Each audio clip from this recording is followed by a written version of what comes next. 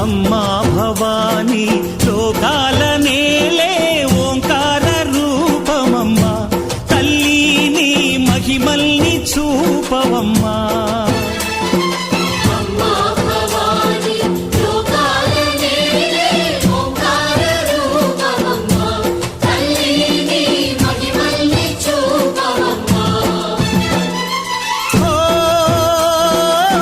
సృష్టికే దీపమా, శక్తికే మూలమా, సింహరథమే నీదమ్మా. అమ్మ దుర్గమ్మ భక్తులను దీవించుమా.